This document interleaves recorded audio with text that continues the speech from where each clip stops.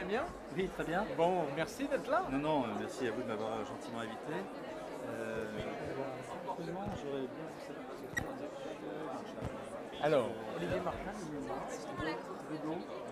Voilà. Oui, bien sûr, vous voulez qu'on aille le voir tout de je suite? vais saluer puis je verrai la Vous avez tâche le- Ah, très bien.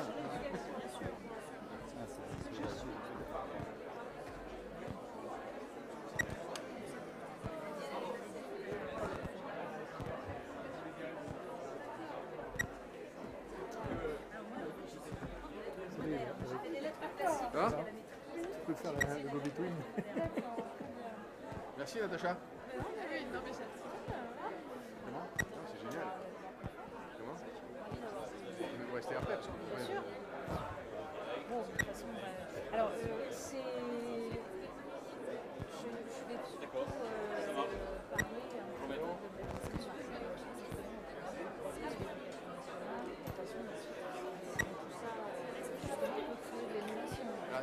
créer l'émulation, alors ça c'est bien. Voilà.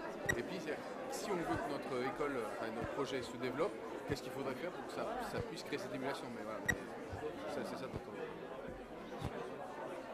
Bonjour madame, Pierre-Louis Santos, j'ai reçu un mail d'Agnès Rotivel il y a 2-3 jours. Oui. Voilà, c'est moi. D'accord. Je vais voir si ce serait possible de se voir à un autre moment, bien sûr. Oui, bien sûr. Et comment il faut faire. Voilà, je vous laisse ma carte. Vous m'avez envoyé un mail sur lequel... Agnès, vous envoyez ça sur... je suis président d'une association qui s'appelle Cap Jeunesse, dont Eric est administrateur. Voilà. Tout à fait. Oui, vous m'avez envoyé ça sur... C'est bon, je revois maintenant. C'est passé par votre assistante, etc.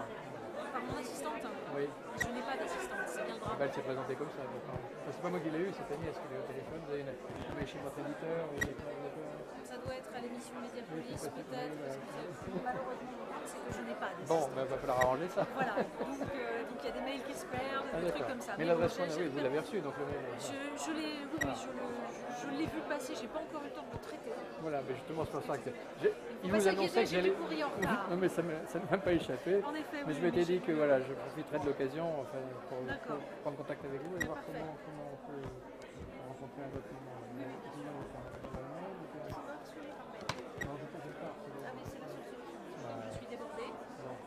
Vraiment, Il n'y a pas un mot-clé qui permet de... normalement, quand vous avez la bonne adresse, c'est Ouais. bon, déjà. Ouais. C'est celle Ah, on a eu du mal, qui n'est hein. pas, Elle a mis une spammée, semaine. malheureusement. Mais sinon, je peux donner le numéro de salle. Par SMS, ça fonctionne mieux.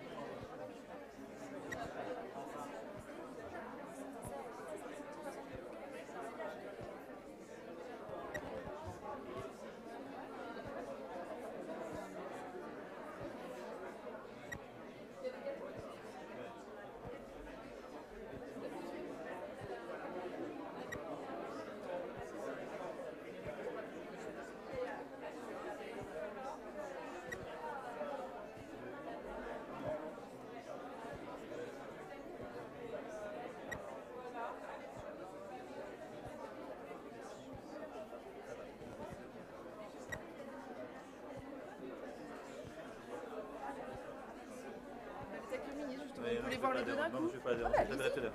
Je ne vais pas déranger. Je vais pas.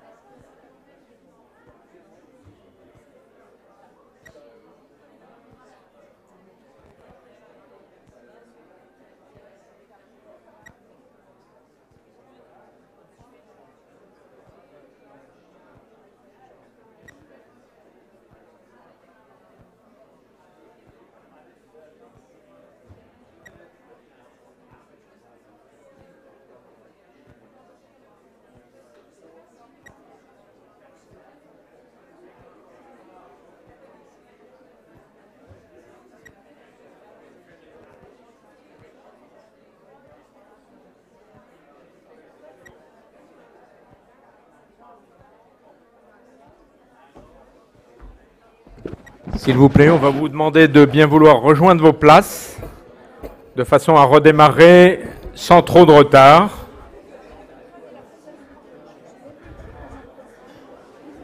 Je sais que c'est probablement ceux qui sont au café qu'il faut mobiliser le plus.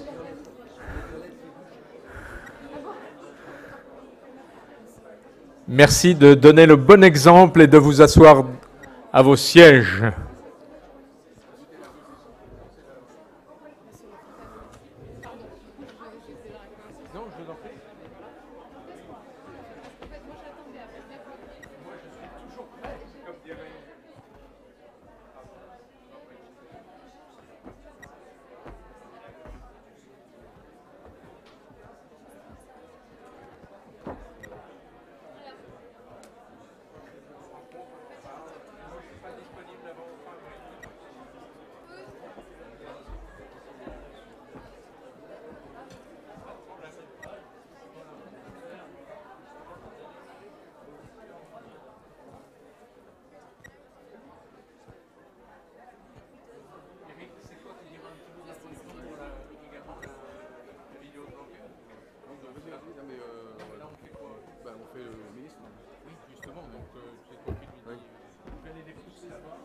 S'il vous plaît, est-ce que vous pouvez vous asseoir ?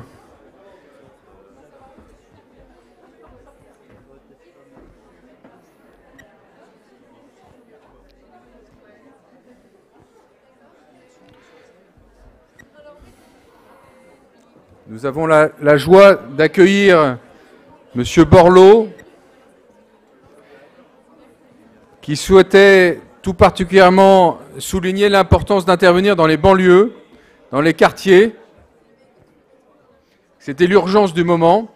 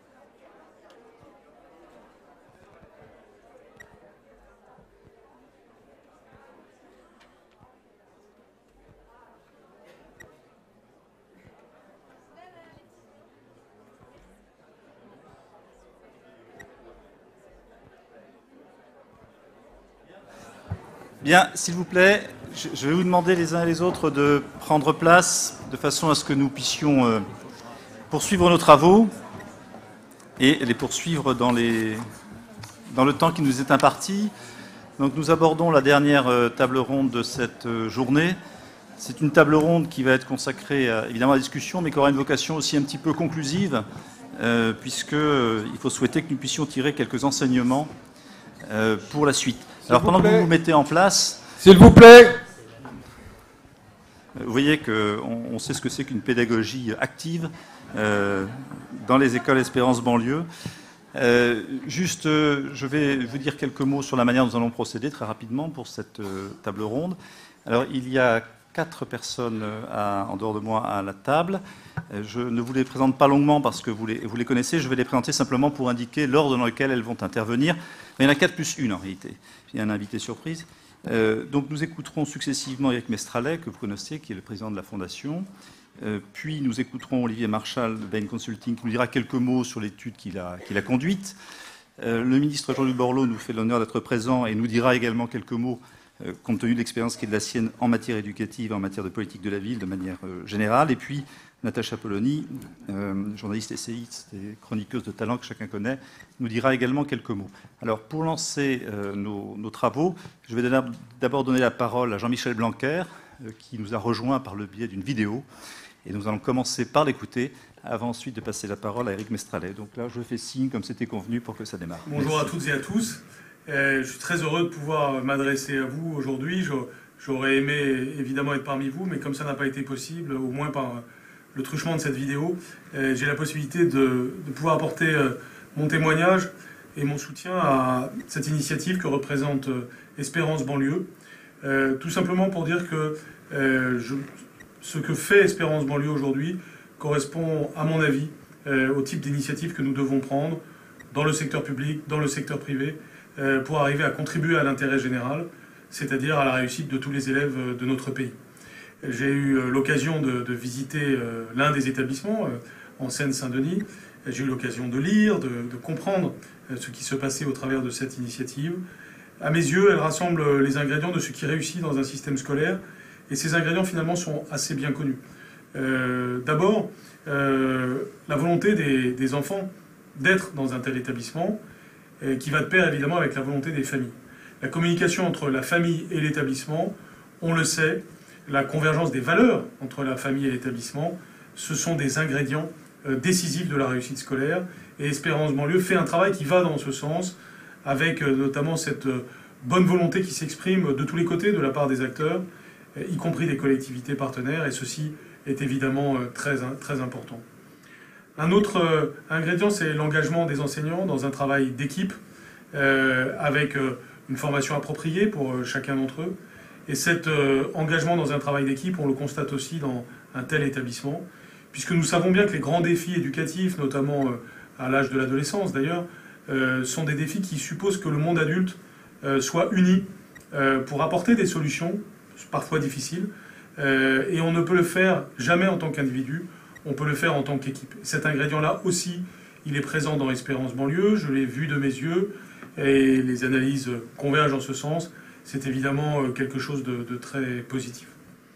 Et puis, finalement, un ingrédient décisif, c'est aussi un état d'esprit. L'état d'esprit, c'est tout simplement quand on croit à la chance de tous les enfants, quand on s'investit pour cela, et quand on considère que rien n'est jamais perdu en la matière, et que chacun a droit à une grande qualité d'éducation. C'est ce qui se passe dans cet établissement. Fort heureusement, c'est ce qui se passe dans beaucoup d'établissements. J'ai évidemment en tête de multiples collèges publics, on n'en parle pas assez, qui réussissent en ZEP, ou même dans des quartiers qui ne sont pas qualifiés ZEP, mais qui sont difficiles, et qui réussissent par ce travail d'équipe en particulier, par cet investissement et par cet état d'esprit, et bien tout simplement qui réussissent à amener les élèves vers leurs excellences diverses et vers un futur qui soit un futur de responsabilité et de liberté pour chaque enfant. Donc aujourd'hui, on doit faire converger toutes les forces au service de l'intérêt général pour relever le défi de l'inclusion, pour relever le défi d'une société favorable à tous ces enfants et à tous ces adolescents. Et pour cela, il ne faut certainement pas opposer des choses. Il ne faut certainement pas opposer, par exemple, les initiatives publiques et privées. Lorsque j'étais au ministère de l'Éducation nationale, par exemple, les internats d'excellence faisaient des choses qui ressemblent à Espérance banlieue. Eh bien, ces convergences entre secteur public et secteur privé, ce partage de compétences aussi, cette capacité à travailler dans la même direction au service des enfants et des adolescents, eh bien, c'est ce qui me paraît décisif dans Espérance banlieue. Et je pense que cette espérance, elle est pour notre pays tout entier. Et je suis heureux qu'on réussisse aussi à réunir tant de gens de qualité aujourd'hui autour d'idées comme celle-là. Et évidemment, je souhaite bonne chance à la fois à vos travaux et au projet Espérance banlieue. Voilà, merci Jean-Michel Blanquer de nous avoir donné ces quelques mots qui, au fond, traduisent assez bien ce qui est un peu l'originalité, je dirais presque l'ADN de ce projet. Mais évidemment, le plus qualifié pour nous en parler et nous parler de maintenant la nécessité de lui donner une ampleur un peu inédite, c'est le président Mestralet que j'invite à prendre la parole pour l'intervention qui lui est réservée. Merci beaucoup. Donc, quelle est cette ambition? Aujourd'hui, 4 écoles, 4 ou 5 écoles qui vont ouvrir au mois de septembre prochain, une vingtaine de demandes en cours d'instruction pour des ouvertures prévues, et puis pas loin d'une cinquantaine de sollicitations en disant comment, est-ce qu'on peut, est-ce que vous pourriez, on a un besoin. Donc voilà, donc ça c'est la situation à laquelle on doit répondre. Alors évidemment, on se dit, est-ce qu'on est capable, est-ce qu'on peut répondre à cette demande? Ou quelles sont les conditions pour y répondre?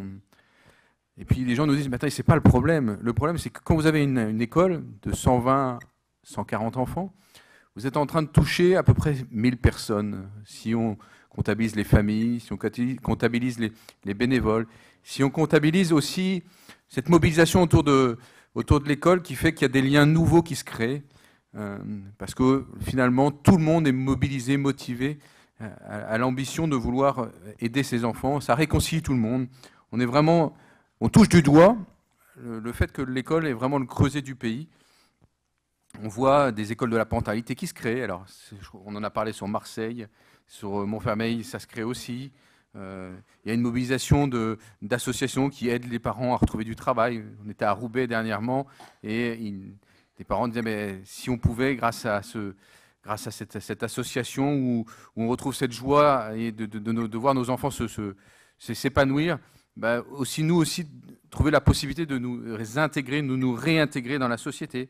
Donc on voit que l'école finalement touche et va sensibiliser autour de ces valeurs qui nous sont chères, ces valeurs de compréhension du pays dans lequel les enfants et les adultes habitent, va toucher 1000 personnes. Si on se met à rêver, 200 écoles, ça fait 200 000 personnes qui sont touchées. Je pense qu'on a trouvé les anticorps dont notre société a besoin pour se régénérer, pour de nouveau se mettre à espérer, chose qu'elle a tendance à perdre. Et les derniers attentats qu'on a connus successivement en France et en Belgique nous rappellent qu'il faut agir vite. Je pense que Monsieur le Ministre interviendra sur le sujet tout à l'heure rapidement. Donc, fort de ça, c'est une ambition, ça peut paraître totalement fou ce que je disais, et on se dit, quels sont les ingrédients pour pouvoir réussir? Et c'est là où on se dit, rien ne vaut une bonne étude d'un grand cabinet pour valider cette intuition et surtout pour créer les conditions, pour nous permettre d'identifier sereinement toutes les conditions de réussite. C'est ce que nous avons fait grâce à une aide fort pertinente, fort utile, fort challengeante du cabinet Ben. Olivier. Merci beaucoup Eric. Quelqu'un parlait tout à l'heure sur un autre panel des rencontres improbables qu'on fait dans la vie et qui changent un peu le cours de choses. Je ne sais pas si c'était totalement improbable, mais ça rentrait sans doute dans cette catégorie-là. Et donc merci, je voudrais dire merci d'ailleurs également non seulement aux gens qui ont organisé ce colloque, mais à tous ceux dans la salle qui s'intéressent à ce sujet, qui font des propositions et qui mènent des projets, des initiatives, parce que bien entendu, Espérance banlieue n'a pas le monopole de ce sujet. Et je les remercie pour une raison simple, c'est que je suis convaincu, c'est pour ça qu'on a décidé de s'impliquer, que dans un pays, la France, qui des problèmes, oui, elle en a énormément, mais celui-là, je pense qu'il est au-dessus des autres. C'est une véritable bombe atomique au-dessus de notre tête si on réfléchit à l'avenir. Bien sûr, il y a une dimension économique. Quelqu'un disait tout à l'heure 140 ou 150 000 décrochages par an, ça représente 32 milliards de dettes qu'on va accumuler pendant toute la vie de ces personnes. Donc ce problème, si on ne le résout pas dans les 10 ans qui viennent, c'est 320 milliards d'euros de dettes.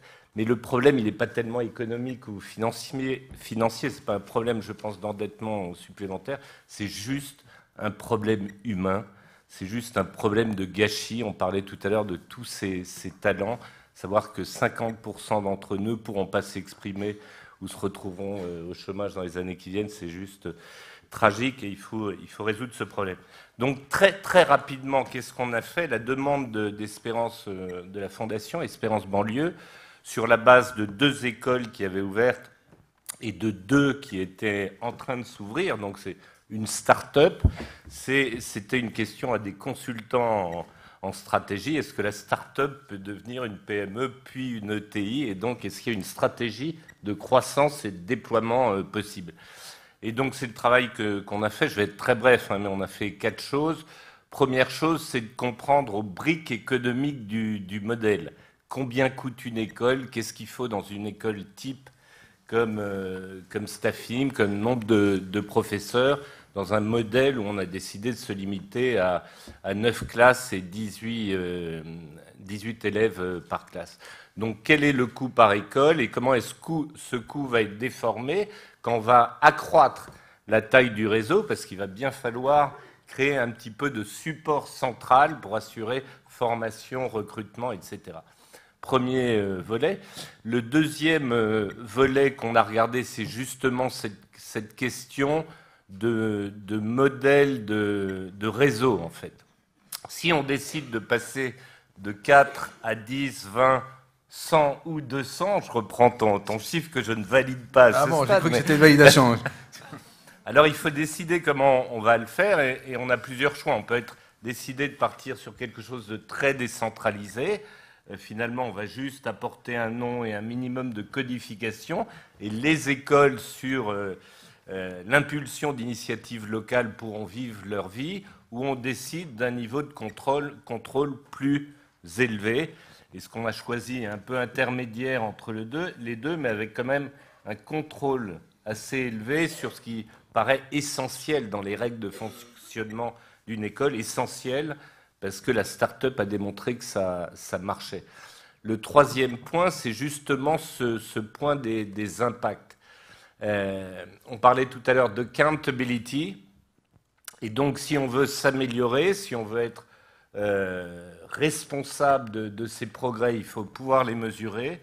Et donc la troisième chose qu'on a fait, c'est de se mettre d'accord sur une vingtaine d'éléments que chacune des écoles devra mesurer. Donc ça va de résultats purement académiques, réussite au brevet, à des points plus de comportement dans l'école, l'absentéisme, le nombre d'événements ou d'incidents au sein de l'école. La satisfaction des professeurs. Satisfaction des professeurs, des élèves, mais des parents également. Et puis il y a des choses plus difficiles à mesurer. On évoquait ça tout à l'heure dans la table ronde précédente, c'est l'impact sur l'écosystème local. Comment est-ce que ça diffuse sur les 1000 personnes en fait, qui sont en prise directe autour de cette école? Et puis finalement, le dernier volet qui résultait un peu des 3 premiers, c'est à partir de maintenant qu'on a fait tout ça, à quelle vitesse est-ce qu'on peut se développer? Quelle est l'ambition réaliste qu'on peut se donner et qu'est-ce que ça va demander?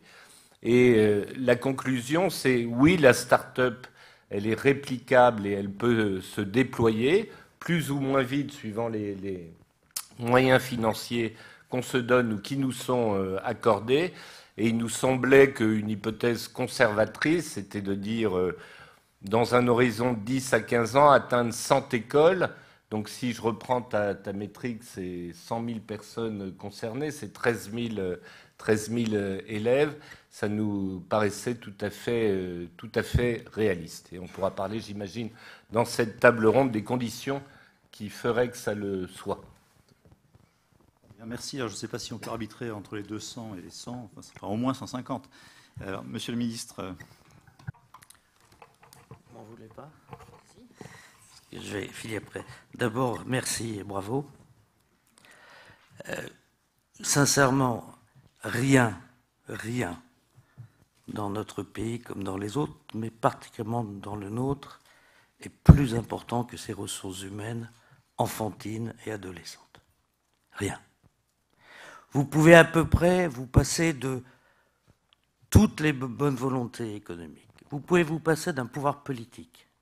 Vous ne pouvez pas vous passer d'un système d'autorité, d'éducation et de transmission du savoir. C'est juste impossible. La France s'enorgueillit d'une démographie significative comme source de richesse, mais quand sur cette démographie, un quart des cylindres sur 4 ne fonctionnent pas ou mal, non seulement vous n'arrivez pas au résultat, mais vous arrivez à quelque chose de bien pire. La perte de substance d'un pays et la transformation de potentiels leaders positifs en leaders négatifs. Ce qui se passe actuellement est absolument dramatique. Et on peut le dire en s'extrayant de toute contingence politique immédiate, si vous voulez bien. Dans cette salle, il y a des héros de la République qui étaient les maires de Montfermeil, qui est là, d'Orléans, de la Source, etc. C'est dans les années 95, 2003, 4, 5, une partie de la République a décroché du reste de la République. Ça s'appelait les petites émeutes quotidiennes. 5, 10, 15 par jour.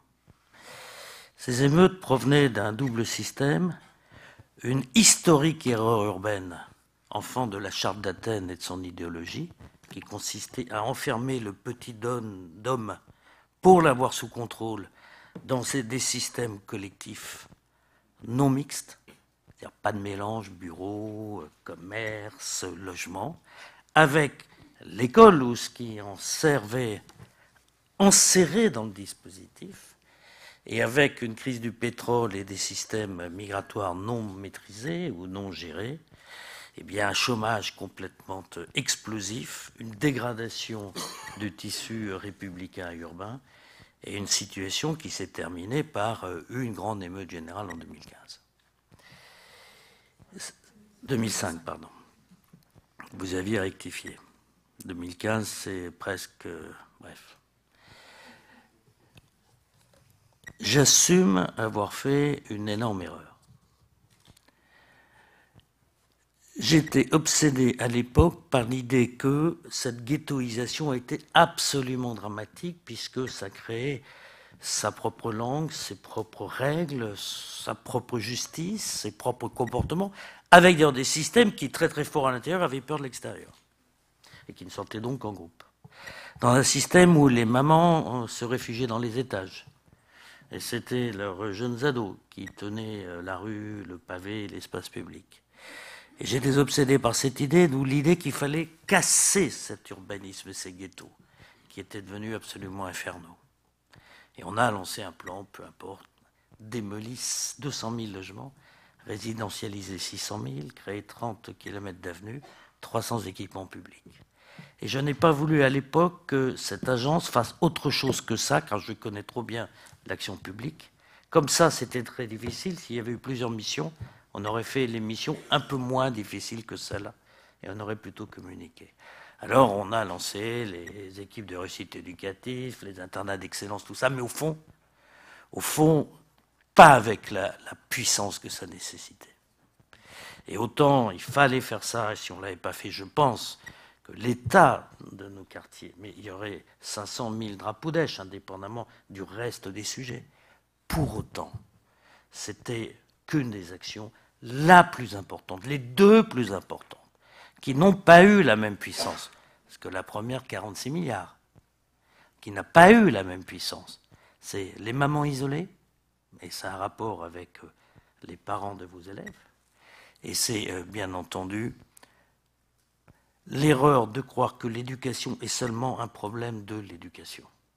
C'est en même temps un enfant d'une nouvelle réalité urbaine, d'une nouvelle complexité parentale, d'une nouvelle difficulté dans des endroits où il n'y a pas de corde de rappel.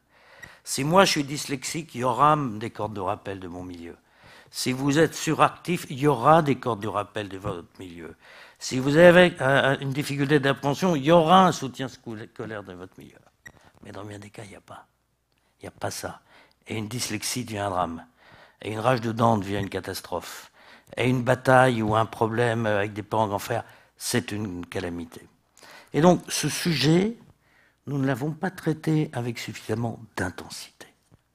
Et c'est bien que des outils comme cela, pas seulement cela, mais des outils comme Espérance banlieue sont absolument indispensables à notre pays, à son dynamisme et à notre équilibre. Il y a une deuxième raison liée au dynamisme. C'est que vous savez que la France, qui est un pays formidable, est en même temps un pays consanguin. Sous Napoléon, il y avait quoi, 10 000 bacheliers, 120 diplômés de l'école polytechnique. Aujourd'hui, combien, 700 000? Il y a 320 diplômés. Autant dire que le système consanguin gère la rareté. Alors ça forme des élites extrêmement brillantes. Mais quelle perte de diversité de substances dans la direction des affaires associatives, publiques, syndicales, entrepreneuriales et politiques. Quelle perte de richesse extraordinaire. Quatrième remarque, c'est que la maîtresse, autant tout le parcours est très important, de la maternelle à l'alternance et à la remise en cause du système unique conceptuel et universitaire, mais à la maternelle. Je ne sais plus quel philosophe disait que le commencement est la moitié de tout. Évidemment, qu'en matière éducative, c'est vrai. Et évidemment que la maîtresse, la première année, sait très exactement quels sont les 3, 7, 8 gamins de la classe qui seront hors normes. Hors normes. Juste pas simplement dans la norme. Alors, surdoués, hyperactifs, peu importe. Hors normes. Et notre système standardisé, avec plus ou 5% de plus ou moins d'encadrement, enfin, je veux dire, on n'est pas à l'échelle du problème.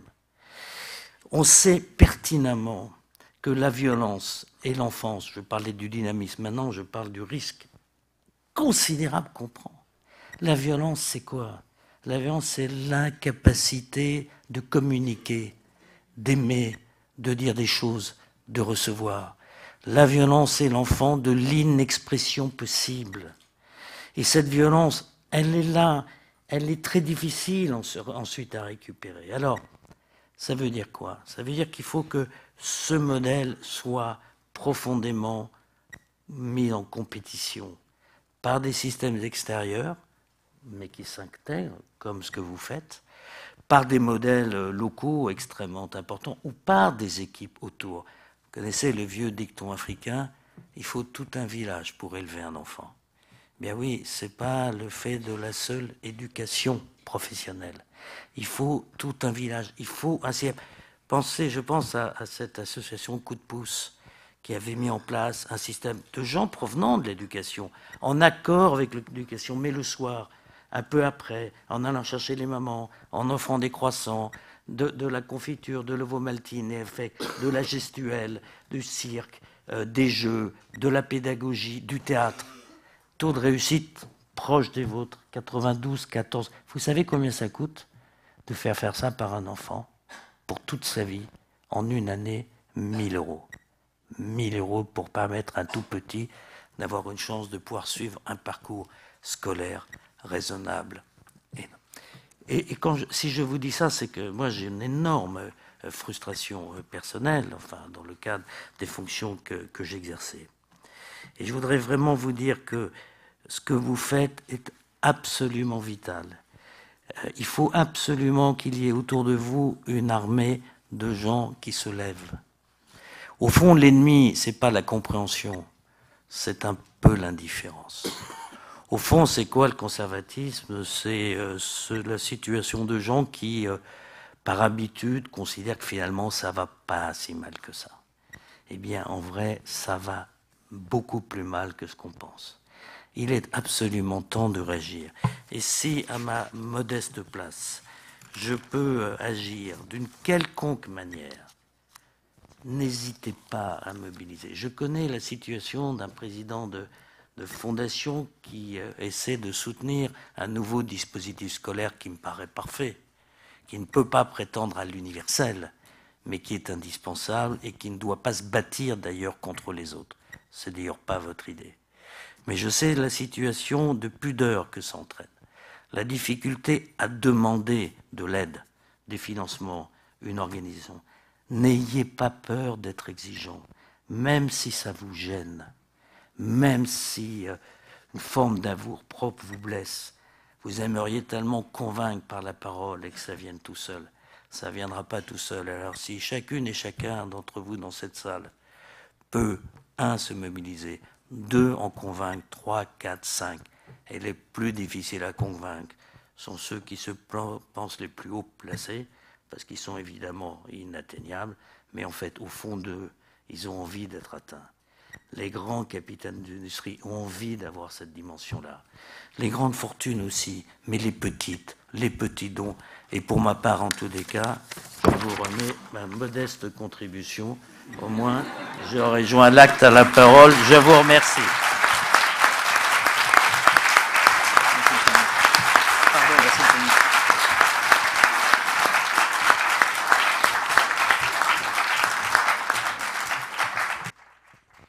Alors, la Fondation compte un contributeur de plus, et quel contributeur? Un contributeur de talent et passionné. Alors, du coup, ça me frustre un peu parce que j'avais une question à lui poser sur la manière d'articuler au sein de ce village les initiatives privées, les initiatives publiques, mais il est déjà parti, alors on essaiera d'y répondre par nous-mêmes, mais je pense que nous aurons également des éléments de réponse avec Natacha Polony, à laquelle je donne la parole en la remerciant d'avoir été patiente. Merci.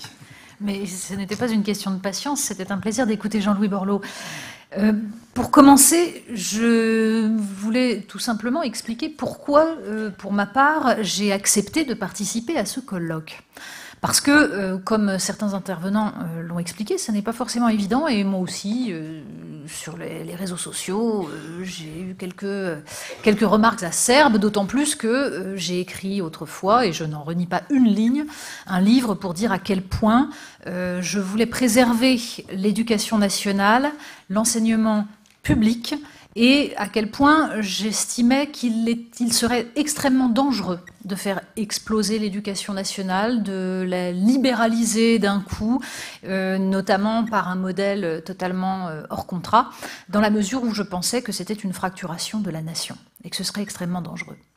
Sauf que la fracturation de la nation, nous y sommes. Il me semble que l'état actuel du pays nous prouve que nous n'arrivons plus aujourd'hui à faire émerger, à fabriquer des hommes libres, émancipés. Et tout à l'heure, Niels Villemain parlait de sa conception du savoir, de l'idée que le savoir nous transforme, et que c'est ce savoir qui nous permet, je le traduis en mes propres termes, de devenir plus humains. Eh bien, c'est ça l'objet de l'éducation, c'était ça l'objet de l'instruction publique telle qu'elle avait été pensée par Condorcet. Aujourd'hui, force est de constater que nous avons des jeunes Français qui peuvent tirer sur d'autres jeunes Français et que donc il est temps de se poser des questions. Et c'est donc pour ça que je suis ici, parce que j'ai été confrontée en tant que journaliste sur les questions d'éducation à des exemples. Un jeune professeur enseignant dans le collège public et qui avait fondé des ateliers pour récupérer ces élèves qui arrivaient en 6e en ne sachant même pas entendre les sons et les reproduire par des graphèmes. Et donc il avait mis en place tout un travail pour essayer de repérer où ça avait pêché. Des ateliers de réalphabétisation. C'est un garçon formidable, plein d'énergie. Eh bien, ces ateliers ont pris fin parce qu'il a aujourd'hui une direction d'établissement qui lui a expliqué que les élèves en banlieue étaient plus à l'aise à l'oral et que donc il fallait valoriser ce pourquoi ils étaient bons et que donc ces ateliers ne servaient pas à grand-chose. Voilà. Je connais également des professeurs, notamment un groupe qui s'appelle le GRIP, groupe de recherche interdisciplinaire sur les programmes, qui se bat depuis des années pour mettre en place des programmes qui marchent, là aussi, qui fonctionnent, qui sont progressifs. Ils ont perdu peu à peu leurs subventions. Alors je suis ici parce que, comme le disait Georges Clemenceau, quand il y a le feu à la maison, on ne regarde pas qui passe les seaux d'eau. Et donc je pense qu'il est temps de se mettre tous ensemble pour essayer de trouver les solutions qui marchent. Et la Fondation Espérance Banlieue a peut-être une part de la solution. Alors il n'est pas question d'essayer de dépouiller l'éducation nationale, de déshabiller Pierre pour habiller Paul, de prendre de l'argent là où on en manque déjà. Parce que même si le budget de l'éducation nationale est aujourd'hui le plus important, derrière le service de la dette, c'est malgré tout un budget qui est nécessaire pour apporter ce que l'on peut. Et il y aurait évidemment des milliers de réformes à faire dans l'éducation nationale, ce n'est pas le sujet aujourd'hui, mais en tout cas, ce n'est pas en enlevant de l'argent qu'on va arranger les choses. Simplement, il y a de la part de la Fondation Espérance Banlieue un travail, vous l'avez entendu tout à l'heure, qui relève de deux choses. D'abord, je parlais tout à l'heure de l'idée de creuset de la nation. Eh bien, c'est ça qu'on a entendu. C'est un travail de service public. Pas seulement de service public, puisque ces directeurs d'école ont prononcé un mot, le mot institution. Parce que l'école, ce n'est pas seulement un service public, parce que l'éducation n'est pas un service. C'est une institution de la nation. Donc si, à travers ces écoles, la nation peut de nouveau retrouver, refonder cette institution pour permettre à des enfants de retrouver tout simplement une chance, si, à travers ces établissements, on peut leur apporter ce que doit apporter l'instruction publique, à savoir l'émancipation par des savoirs universels, alors il ne faut pas hésiter et cette dimension de service public doit être aidée, et doit être aidée financièrement, parce que le coût de la non-éducation, lui, n'est jamais chiffré en France. Et il me semble qu'il serait temps d'évaluer ce que nous coûtent collectivement les frustrations, les rancœurs, le malheur que crée aujourd'hui un système scolaire qui est l'un des plus inégalitaires de tous les pays de l'OCDE, et on a vu les chiffres tout à l'heure, ils sont absolument accablants. Donc si on peut redonner un tout petit peu d'espérance, pas seulement aux élèves, mais aux professeurs aussi. Si on peut aujourd'hui trouver des méthodes, des modes de fonctionnement qui permettent à des jeunes professeurs de ne pas être laminés au bout de 2-3 ans, de ne pas avoir l'impression que toute leur énergie, toute leur vocation, tout ce pourquoi ils étaient là se perd dans un océan de renoncement, alors on aura enrichi la nation. Donc il me semble que l'articulation entre une fondation comme la Fondation Espérance Banlieue et le travail qu'elle accomplit sur le terrain, et de l'autre côté l'éducation nationale, ne doit pas du tout être de l'ordre de la concurrence. Et encore une fois, il ne s'agit surtout pas de mettre en danger l'éducation nationale, mais d'essayer de comprendre comment, à travers des initiatives de maires, à travers des entreprises qui prendraient conscience de leur participation au bien-être social, de leur participation à ce qui fait progresser la nation, et puis à travers l'aide de l'État qui pourrait financer ce qu'on pourrait appeler des projets pédagogiques innovants, Dieu sait qu'on en finance et qui ne servent pas à grand-chose, alors on pourrait trouver un modèle qui éventuellement pourrait fonctionner. Il me semble qu'aujourd'hui, on passe des milliards notamment à financer des plans numériques, alors que certaines études ont démontré que l'équipement en iPad, par exemple, ne sert rigoureusement à rien pour améliorer le niveau scolaire des élèves.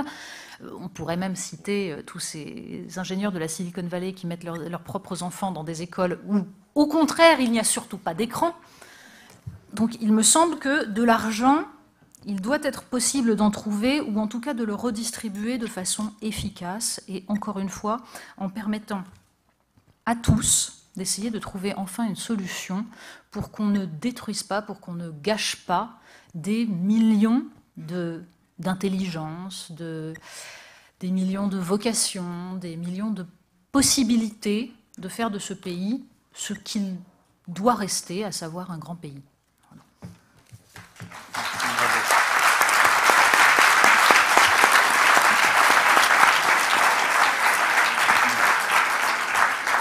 Bien, merci beaucoup. On va revenir probablement sur ces différentes questions. Alors, je vous propose qu'on le fasse avec les intervenants qui sont évidemment à la tribune, mais qu'on le fasse également avec la salle et qu'on recueille les opinions des uns et des autres. Alors, il y a évidemment beaucoup de choses qu'il faudrait dire et voir, mais je saisis un peu le propos de Natacha Polony pour poser au fond une première question.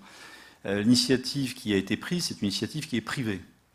Et elle est même plus privée que les initiatives privées que l'on connaît d'ordinaire, puisque les initiatives privées que l'on connaît d'ordinaire en matière éducative sont très largement contractualisées avec l'État. Donc celle-ci, c'est un peu une espèce d'objet non identifié. On ne sait pas très bien ce que c'est, ça débarque dans le paysage, mais le paysage, il n'est pas vierge d'institutions, de culture, d'histoire. Et il est notamment, ce paysage fait d'une éducation qui a toujours été, au moins depuis un siècle et demi, 2 siècles, une éducation nationale, publique et nationale. Donc ça pose au fond une première question, c'est de savoir comment on articule tout ça. Alors bien sûr, on va tous dire, il n'est pas question d'opposer les uns aux autres, mais est-ce que cette offre, c'est une offre qui est conçue comme une offre simplement complémentaire ?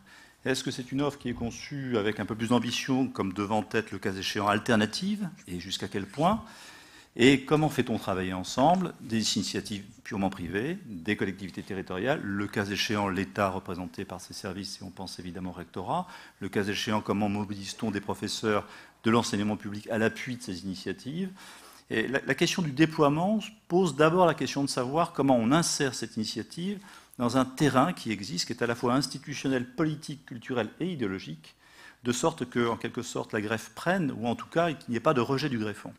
Donc il y a une première question qui se pose sur la manière dont on mobilise, qui, comment et dans quel environnement.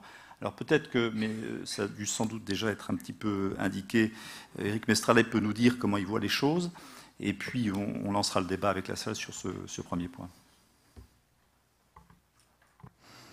Merci. Alors, c'est un travail qu'on a évidemment bien commencé, parce qu'on se demandait comment donner de l'ampleur ou répondre à cette envie, enfin donner de l'ampleur aux actions que nous menions et répondre à l'ambition de toutes ces demandes qui remontent du terrain. On a évoqué tout à l'heure des maires, des gens de la société civile, une 50aine de demandes qui nous disent venez vite parce qu'on est face à un souci de désintégration du pays très fort. Et donc là, c'était sur la notion de la cohésion nationale. Jean-Louis Borloo, tout à l'heure, a évoqué une analyse plus sociologique, mais voilà, en tout cas, il y a des vrais problèmes auxquels il faut répondre rapidement, de manière urgente. Et donc, il me semble que l'enseignement dans les quartiers en situation d'urgence éducative devrait être une grande cause nationale. Voilà. À cette notion est attachée une circulaire de septembre 2010, voilà, afin de faciliter la mobilisation de l'ensemble des acteurs publics et privés au service de ces jeunes et de cette cause. Alors, grande cause nationale, on connaît la lèpre, voilà, et donc à ce titre-là, la lèpre, ou les associations qui soutiennent et qui luttent contre la lèpre ont la possibilité de communiquer à des prix préférentiels et puis les possibilités de quêter sur la voie publique. Alors évidemment, il n'y a pas que ces dimensions-là attachées à cette cause nationale que l'on veut voir portée pour les quartiers en situation d'urgence éducative, mais c'est un des aspects qui nous semble important, d'autant plus que cette notion de cause nationale résonne dans les grandes causes nationales résonnent dans l'imaginaire populaire et national comme étant un souci qui doit mobiliser tout le monde au service de cette cause. La deuxième idée auquel on a réfléchi, c'est que cette politique de la ville, donc qui a déversé, qui a produit un certain nombre d'œuvres depuis maintenant une vingtaine d'années, doit peut-être, de manière plus directe, et Jean-Louis Borloo l'a signalé tout à l'heure, inscrire finalement l'école au cœur de ces problématiques. Voilà, afin peut-être de répondre aux spécificités qu'il y a de ces quartiers avec des écoles innovantes, alors qu'elles soient Espérance banlieue ou de type Espérance banlieue. Il n'y a pas de monopole, bien évidemment. Je pense que l'émulation au service des jeunes et de leurs familles est un puissant levier de mobilisation. Essayer de trouver aussi des modalités de financement public-privé qui permettraient de faciliter leur déploiement, de répondre à un des freins importants qu'a soulevé l'étude Ben, c'est que si jamais il n'y a pas ces financements, il y a un plafond de verre qui va arriver rapidement, et nous en sommes bien conscients. Voilà, donc ce n'est pas la seule problématique du déploiement, mais c'est une des problématiques importantes à prendre en compte. Voilà. Et puis, vous l'avez évoqué, permettre une forme de mixité entre tous les acteurs de l'éducation, et notamment avec l'éducation nationale, de telle manière à ce que des professeurs puissent, de manière temporaire, venir contribuer, œuvrer, parce qu'il y a des gens qui le demandent, tout simplement. Donc ça, on essaie de le traduire réglementairement, mais il se trouve que dès à présent, on a je un portefeuille, alors le terme était un peu horrible, portefeuille, mais enfin, on a plus de 300 ou 400 candidatures de professeurs qui veulent venir travailler dans les écoles Espérance banlieue. À chaque intervention télévisuelle ou médiatique, on reçoit des candidatures en disant « Est-ce que je peux venir? Je suis professeur à tel endroit. Finalement, vous êtes en train de faire ce que je rêve. » Alors, ce que je rêve, c'est un peu d'autonomie. C'est finalement un investissement complet. C'est le fait qu'il y ait une équipe, que je ne sois pas seul à œuvrer auprès des enfants. Voilà, c'est le fait que j'ai été recruté par un directeur qui constitue une équipe. Et donc une équipe, c'est des gens, c'est des professeurs qui vont s'entraider. Alors d'ailleurs, ça a été évoqué tout à l'heure dans les manières, dans les possibilités qu'il y avait pour permettre au corps professoral d'être de meilleure qualité. Ça se pratique en Chine, c'était évoqué par le ministre. Voilà, donc voilà, cette deuxième possibilité, deuxième proposition, c'est comment inscrire cette école au cœur de la politique de la ville. Voilà. Et après, troisième proposition, c'est comment les régions pourraient être associées à ce déploiement. C'est une maille qui est en cours de création, hein, donc les nouvelles régions, dont certains changent de nom, pourraient peut-être être un vecteur de cristallisation de tous ces acteurs publics et privés à une maille qui ne soit pas trop grande, trop élevée, trop diluée. Et voilà, donc on pense que ces régions pourraient jouer un rôle majeur dans le déploiement d'écoles de type Espérance banlieue. Et donc, on a commencé à discuter avec certains des nouveaux présidents de région, ou enfin nouvellement élus, ils pouvaient déjà être en poste à l'époque, voilà, mais de telle manière à ce que on puisse trouver à cet échelon la mobilisation de tous les acteurs. Et quand on parle de tous les acteurs, on pense aussi aux grandes écoles, on pense aussi aux grandes entreprises. Voilà, donc finalement, des rencontres un peu improbables qu'on n'arrive pas à faire aujourd'hui dans le dispositif existant, de telle manière à ce qu'il y ait des solutions concrètes qui soient apportées pour les enfants. Le dernier petit élément qui me semble important, c'est qu'aujourd'hui, une commune qui voudrait mettre à disposition des locaux pour une école Espérance banlieue ne peut pas le faire à titre gracieux. Donc voilà, une commune peut dire, il y a un besoin, j'ai des locaux, il y a une équipe, Espérance banlieue répond présent, mais je ne peux pas. Bon, est-ce que c'est normal que l'on ne puisse pas résoudre ces problèmes-là aujourd'hui? Je pense que c'est pas, on est encore en train de raisonner en ancien franc sur ces problématiques-là, donc c'est insupportable. Donc peut-être que des mobilisations que va permettre la présence de Jean-Louis Borloo tout à l'heure permettra de trouver des solutions comme il a su trouver sur d'autres problématiques autour de l'environnement. Merci.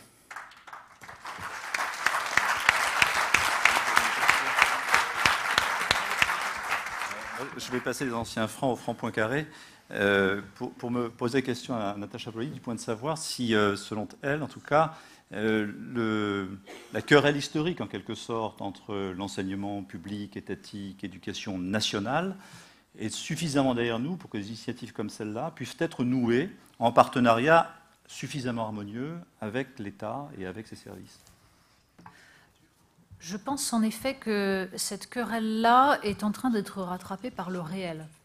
C'est-à-dire que l'état dans lequel aujourd'hui sont les enfants français ne peut plus être nié. Il y a eu pendant des années l'idée que finalement ça n'allait pas si mal que ça, que finalement bon, le niveau ne baissait pas. On a même eu des chiffres qui nous démontraient que tout cela était absolument formidable, que le niveau augmentait, qu'on pouvait considérer que le système allait très très bien. Aujourd'hui, les études PISA, et elles ont été citées tout à l'heure, nous ont prouvé qu'on ne pouvait plus faire comme si rien ne se passait. Et du coup, il me semble, et c'est cela le point essentiel, que on est aujourd'hui à un point où on va pouvoir rediscuter des choses concrètes, à savoir, par exemple, les méthodes d'apprentissage, ce qui marche et ce qui ne marche pas. Parce que la dimension essentielle de la Fondation Espérance banlieue, c'est qu'elle s'appuie avant tout sur des méthodes pédagogiques. Il ne s'agit pas de s'imaginer que parce qu'on met une institution privée avec des parents qui sont motivés, ça va marcher de façon magique. Bien sûr que la motivation des parents est absolument fondamentale. Mais la question est avant tout pédagogique. Comment on transmet un savoir ? Comment un professeur face à une classe peut apprendre à lire, ce qui ne s'invente pas, ce qui ne tombe pas du ciel, ce qui est un savoir-faire extrêmement complexe. C'est un artisanat, le métier de professeur. Ça nécessite d'ailleurs de pouvoir aller voir dans les autres classes. Et là, c'est une des failles sans doute de notre système scolaire. Et là aussi, la question a été évoquée tout à l'heure, la possibilité pour un professeur d'aller étudier la pédagogie de ses collègues de façon parfaitement bienveillante, mais pour s'améliorer. C'est donc tout ça qui est en jeu. C'est pour ça que je parlais de la question de l'innovation pédagogique. Alors évidemment, il peut paraître paradoxal de considérer que enseigner correctement, enfin apprendre à lire, écrire, compter, enseigner l'histoire soit une innovation pédagogique.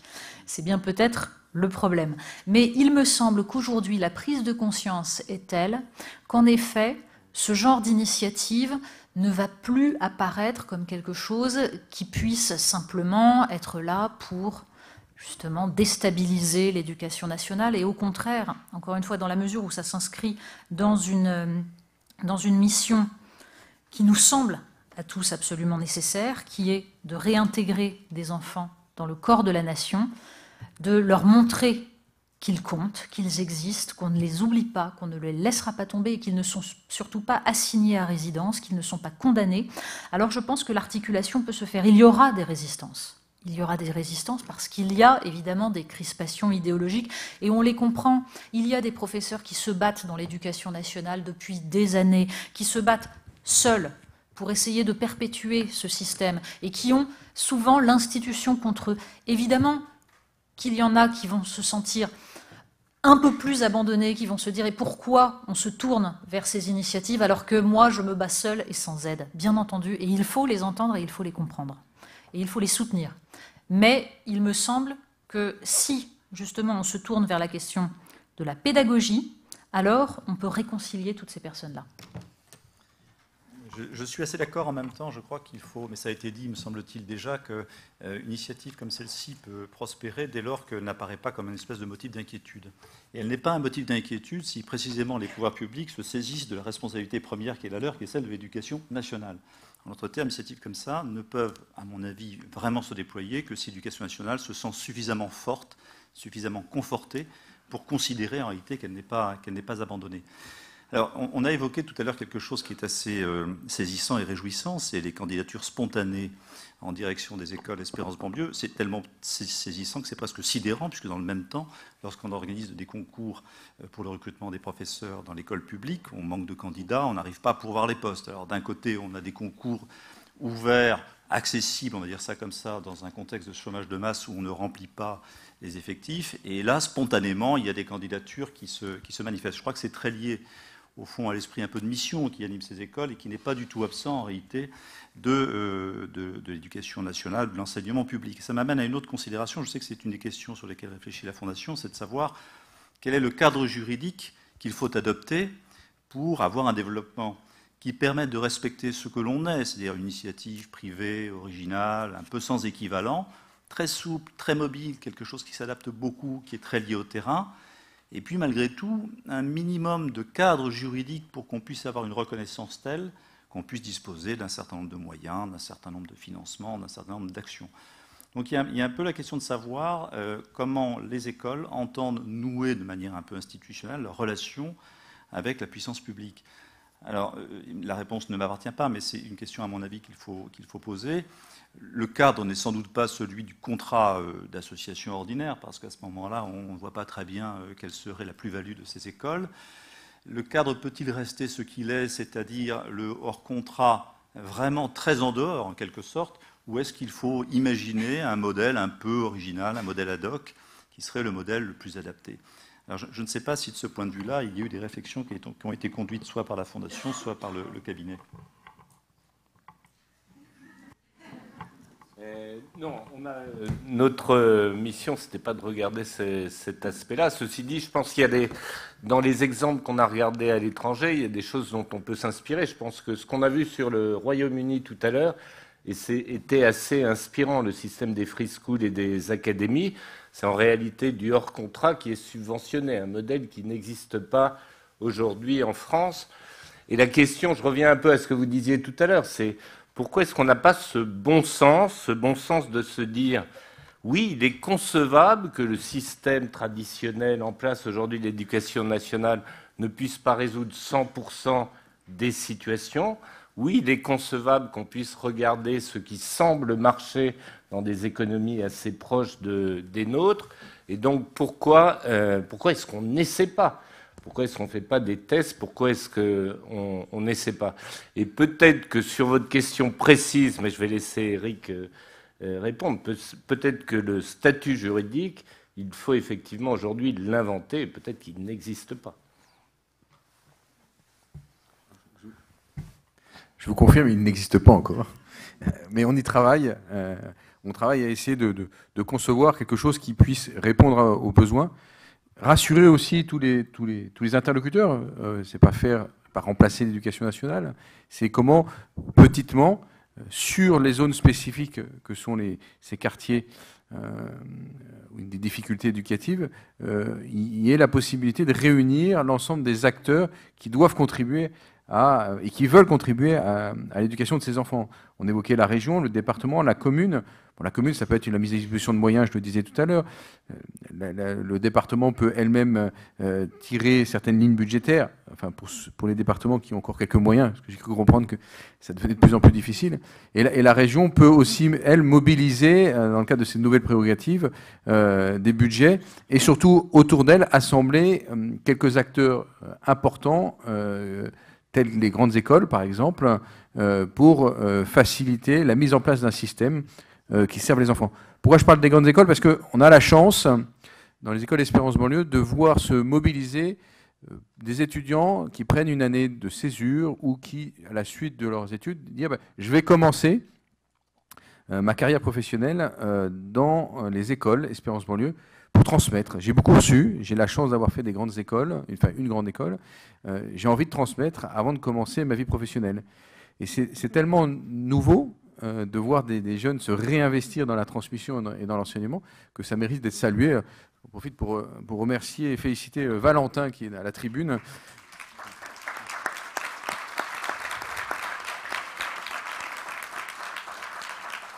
Que l'on a vu sur certains reportages voilà, et qui fait une question d'actualité plusieurs fois par semaine voilà, et pour essayer d'éveiller l'esprit critique des enfants, de leur permettre d'appréhender ce monde adulte qui est un peu compliqué pour eux et que leur famille a du mal à expliquer. Voilà. Et donc, un effet de sociabilisation exceptionnel qui est assuré par Valentin, voilà, sur un modèle qu'on songe à déployer évidemment dans les autres écoles.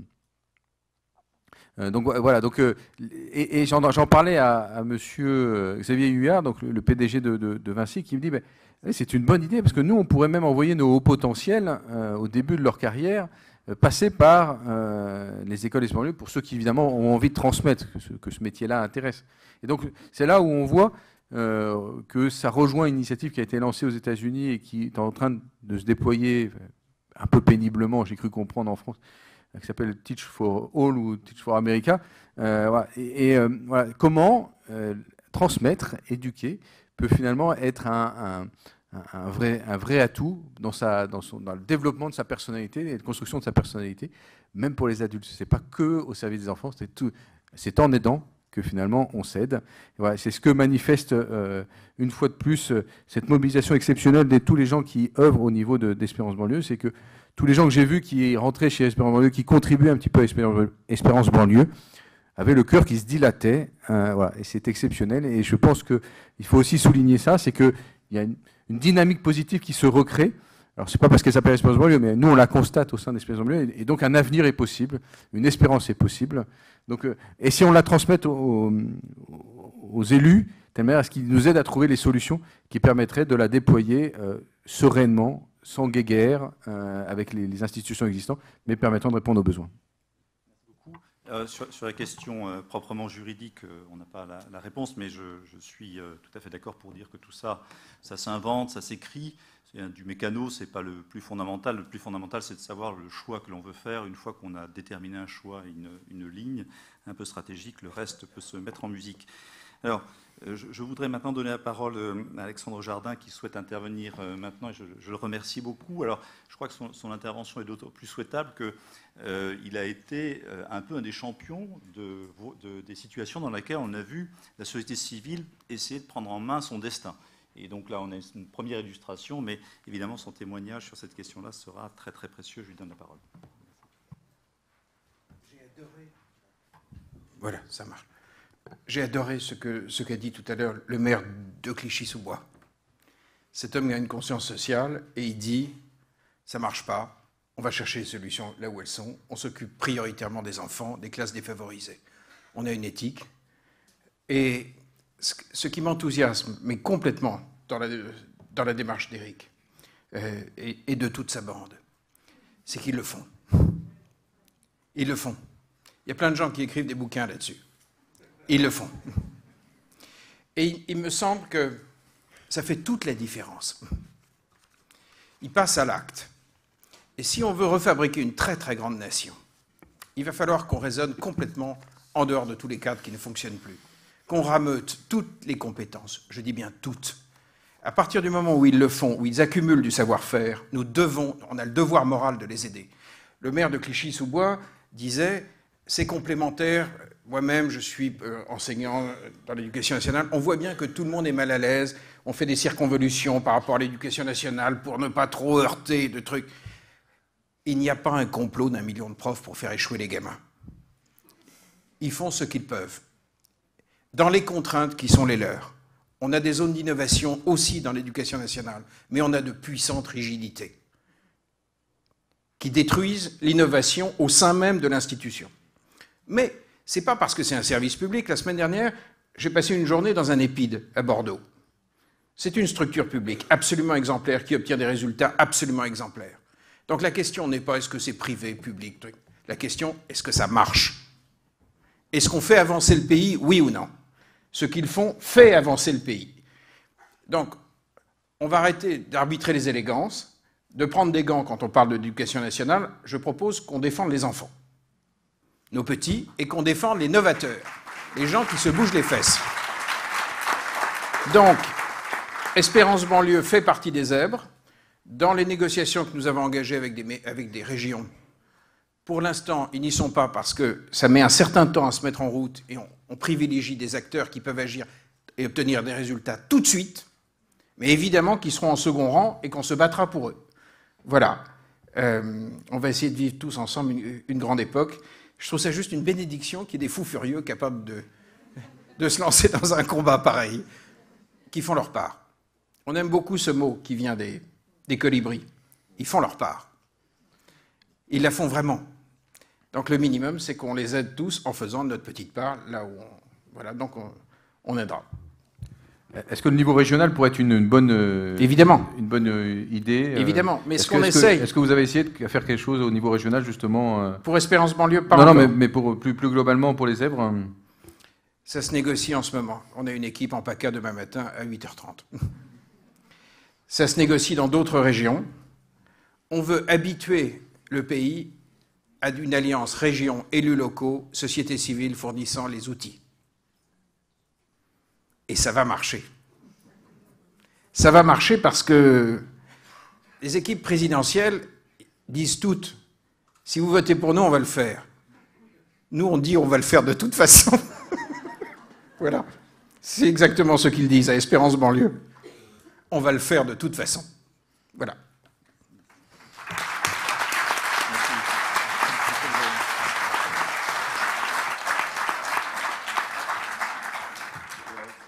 L'illustration de la formule, le secret de l'action, c'est de s'y mettre. Voilà.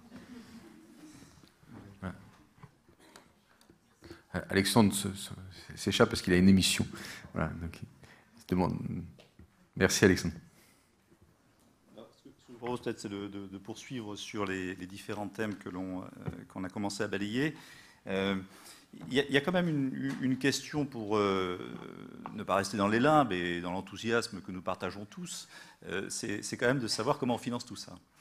Alors, on sait qu'il y a un certain nombre de verrous qui existent, qui sont de nature réglementaire, qui sont de nature juridique, qui probablement, ou il faut le souhaiter en tout cas, pourront être levés par un certain nombre d'actions politiques ou publiques. Mais indépendamment de ça, il y a pour moi une interrogation, c'est de savoir, alors pardon si ça a déjà été évoqué, quelles sont les sources actuelles et quelles sont les perspectives, ou en tout cas les souhaits de la Fondation de ce point de vue-là, pour obtenir des financements.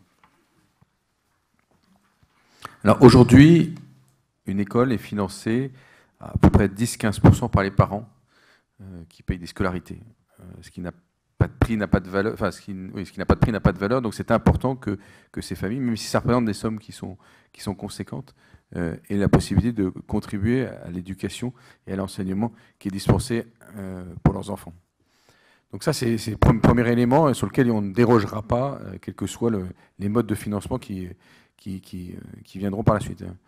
Le reste aujourd'hui de ces financements est assuré par l'association de gestion qui lève des fonds localement et par la Fondation Espérance Banlieue qui complète plus ou moins en fonction des talents ou du succès ou des facilités qu'a l'association de gestion. Le bassin de vie de Montfermeil n'est pas le même que celui de d'Asnières. Vous ne serez pas surpris. Les quartiers sud d'Asnières sont de gros pourvoyeurs de moyens, ce qui est moins le cas dans les quartiers sud ou nord de Montfermeil. Je pense que Xavier, tu ne me contrediras pas. Donc voilà. Et donc ce qu'on essaye de faire, c'est que demain, de l'ordre de 50 à mettons 60% des financements nécessaires au développement des écoles, je parle au mode de, enfin aux frais de fonctionnement, je ne parle pas aux investissements, ce qui est encore un autre sujet, soit assurés par la puissance publique ou les puissances publiques. Voilà. Et on pense que c'est bien que l'écosystème des parties prenantes locales contribue au delta entre les familles et ce que donne la puissance publique. Donc voilà un petit peu les modalités de réflexion qu'aujourd'hui on est en train d'élaborer et de commencer à discuter avec tous les candidats qui se pressent au portillon. J'ai cru comprendre qu'on en dénombrait un certain nombre. Les besoins, pour être concrets, c'est des besoins d'investissement dans des locaux, de mise à disposition de locaux, de financement de coûts de structure, de financement de frais de fonctionnement, de mise à disposition de professeurs, de masse salariale. Les besoins concrètement pour que l'on passe de 15 écoles à 150, sur les 5 ans qui viennent, ils sont de quelle nature ? Alors, il faut additionner tous ces éléments de coût. Alors, l'étude Ben a tout identifié, donc je peux laisser Olivier compléter. L'étude Ben a permis de déterminer le coût moyen, enfin, ou le coût médian d'une école. Donc, je laisse. Oui, juste pour donner un chiffre, hein.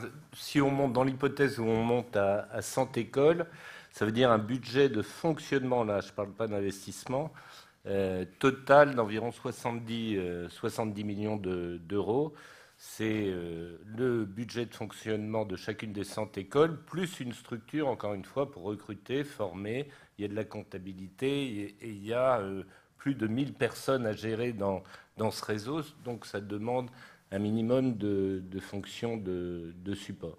Donc 70 millions, et je voudrais, sous le contrôle de Natacha Polony, rapporter ça au deuxième budget de la France, celui de l'éducation nationale, qui est de 63 milliards de 63 milliards. Ensuite, pour ça, c'est l'éducation nationale, c'est 77,9 milliards pour les dépenses d'éducation de l'État et les dépenses d'éducation de la nation, c'est-à-dire tout compris, c'est 146 milliards d'euros. Et on peut peut-être préciser aussi, d'ailleurs, parce que c'est une des données essentielles, me semble-t-il, qu'un élève dans vos écoles, et c'est ça qu'il faudrait essayer de réellement comprendre et d'analyser, un élève dans vos écoles, par exemple, en primaire, coûte 4 451 €, alors que dans le primaire public, c'est 6 120 €. Et donc, pour maternelle et élémentaire. On peut même, alors au collège, 6 677 € chez vous, 8 410 € dans l'éducation nationale. Cette différence de coût, elle est majeure. Pourquoi ? Parce que ce budget de l'éducation nationale, en fait, il est alourdi par des choix qui ont été des choix politiques depuis 30 ans, qui sont notamment le fait d'une baisse marginale du nombre d'élèves par classe qui n'a strictement rien changé, alors qu'il aurait fallu, ça a été d'ailleurs évoqué tout à l'heure, baisser radicalement dans certains endroits qui en ont besoin, quitte à avoir des classes plus importantes dans des endroits dont on sait très bien que ça passera et que les élèves peuvent supporter des classes plus lourdes, mais ça c'est un choix politique et il faut qu'il soit accepté par tout le monde et par les parents en particulier. Il y a aussi les choix d'options, c'est-à-dire que ce qui coûte cher dans l'éducation nationale en France, c'est le fait que des lycéens coûtent très cher, puisque le coût d'un lycéen c'est 11 000 € à peu près, un petit peu plus, ce qui est beaucoup plus cher que le reste des pays de l'OCDE. Pourquoi ? Parce que nous avons un nombre incroyable d'options qui font qu'on a très peu d'élèves par professeur dans ce degré-là. Alors ça ne veut pas dire que toutes les options sont mauvaises. Par exemple, c'est à cause de ça qu'on supprime depuis des années des classes de latin et de grec en estimant que ça coûte cher parce qu'il n'y a plus que 5 élèves par classe. Or, il semble au contraire que là, on devrait développer le nombre d'élèves par classe puisque les expériences montrent que justement dans les banlieues, c'est extrêmement profitable. En revanche, il s'agirait de réfléchir justement aux choix que nous voulons faire. Quelles sont les options qui, à l'échelle de la nation, semblent importantes dans tel endroit, dans tel autre, mais essayer justement de faire en sorte qu'on ne sacrifie pas, comme on l'a fait depuis des décennies, le primaire au bénéfice notamment du lycée et surtout du lycée pour un apport pour les élèves qui n'est pas immense. Donc votre expérience, le fait que les coûts sont moindres, est essentiel à analyser pour essayer de comprendre comment justement tout cela peut bénéficier au système dans son ensemble. Je donne également quelques éléments de comparaison. C'est toujours difficile de dire dans le système public, il y a telle dépense, elle est considérable, si on n'en prenait qu'un tout petit peu, parce qu'on alimenterait l'idée qu'au fond, on veut en prendre un petit peu, et j'ai bien compris que ce n'était pas l'objet. Mais si on regarde la manière dont l'État finance les écoles de la deuxième chance, qui sont des structures associatives, on est de l'ordre d'un financement de 30 millions d'euros chaque année. Voilà, c'est quasiment la moitié de ce que coûterait le redéploiement total.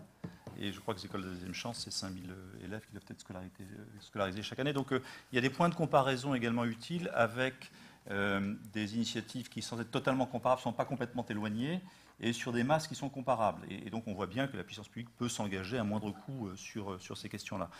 Alors évidemment, elle ne s'engagera pas autrement qu'à la condition d'avoir la certitude que le modèle est performant.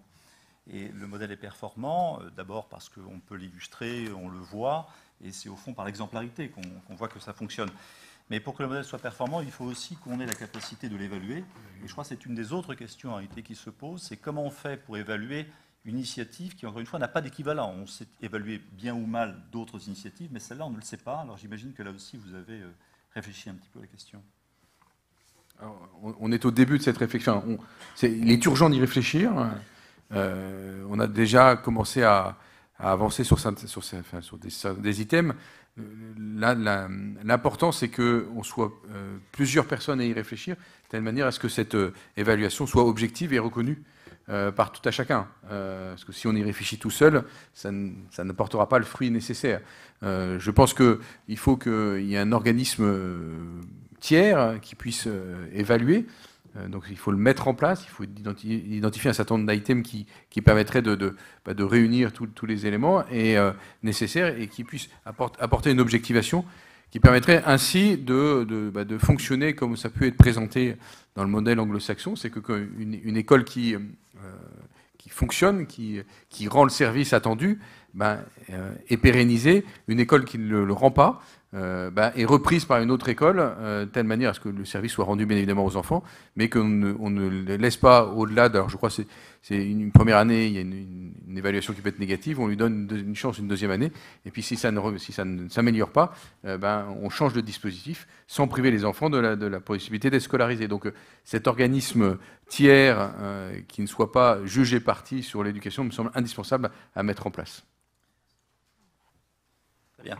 Écoutez, on a fait un peu le tour des questions. Je vais donner la parole à la salle et puis personne ne m'en voudra de confier d'abord la parole à Annie Genevard, qui est l'une des grandes spécialistes des questions d'éducation, députée maire de Morteau dans le Doubs. On va vous tendre le micro, Madame la députée. Merci beaucoup. Alors je voudrais tout d'abord, comme députée, comme maire, comme citoyenne, comme ancienne enseignante, remercier Éric Mestralet et toute son équipe pour pour ce qu'ils font, qui est vraiment des plus intéressants. Et ma présence aujourd'hui, c'est aussi pour dire l'intérêt que nous portons dans cette maison dans laquelle nous nous trouvons aujourd'hui, et puis aussi au sein des Républicains où je suis en charge de l'éducation, l'intérêt que nous portons à l'action d'Espérance Banlieue. Je voudrais remercier très sincèrement aussi Natacha Polony et puis Alexandre Jardin et Jean-Louis Borloo d'avoir mis finalement leur notoriété et leur talent au service de la cause qui nous rassemble aujourd'hui. Alors, vous avez souligné l'épuisement du système. C'est vrai que l'Éducation nationale, c'est la 3e administration du monde. C'est une maison extraordinairement centralisée, épuisée par les réformes qu'on lui fait subir une tous les 2 ans en moyenne depuis 1958. Quel est l'organisme qui résisterait à une telle pression et qui est soumise aussi finalement à un constat d'échec relatif? Je voudrais tout de même dire que évidemment, nous parlons des banlieues. Il y a des territoires en France où l'école se porte assez bien, il faut pouvoir le dire aussi. Mais enfin, ce n'est pas ce qui nous rassemble aujourd'hui.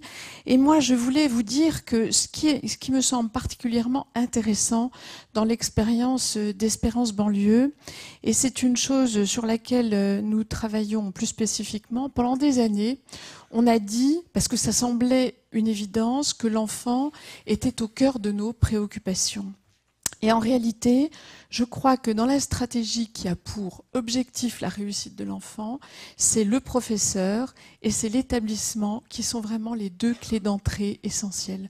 Le professeur parce que c'est celui qui a l'autorité du savoir et qui le dispense, et l'établissement parce que c'est là que se jouent les relations entre les enfants et entre les enseignants et les enfants. Et ce qui m'a frappé quand je suis allée visiter le cours Alexandre Dumas, c'est tout d'abord l'importance de la petitesse, de la taille de l'établissement qui permet à chacun de se connaître et de reconnaître les efforts qui sont faits. Ça a été dit d'ailleurs par le témoignage d'un des élèves. Je crois aussi que ce qui est affirmé dans vos écoles, c'est l'importance du savoir, des disciplines fondamentales, on l'a dit, parce que il faut bien en revenir à cela. L'école s'est perdue dans des combats qui ne sont pas les siens. Évoquer l'école sous l'angle social n'est pas inutile, mais ça n'est pas le fondamental. Revenir aux enseignements fondamentaux et puis l'autonomie, la liberté qui vous est donnée. Alors ma question est la suivante. Vous suscitez des inquiétudes. C'est normal puisque vous êtes en quelque sorte le miroir de l'échec de l'institution. Donc, vous passerez, je pense, cette étape de la méfiance parce que les résultats sont là. Et nul ne pourra les ignorer très longtemps. Mais vous vous êtes tout à l'heure posé la question de savoir comment vous pouviez multiplier le dispositif. Bon, la question que je me pose aujourd'hui, c'est comment, quelle stratégie vous pourrez développer pour irriguer de votre exemple, de vos réussites, l'éducation nationale, parce que, comme cela a été dit, je crois que l'éducation nationale doit être forte.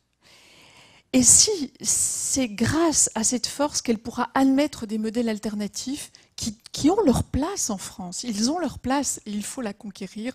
En tout cas, nous sommes un certain nombre à suivre avec beaucoup d'attention l'expérience d'Espérance Banlieue parce que je crois qu'elle porte les ferments de quelque chose de très intéressant et qui est susceptible de renouveler beaucoup d'approches.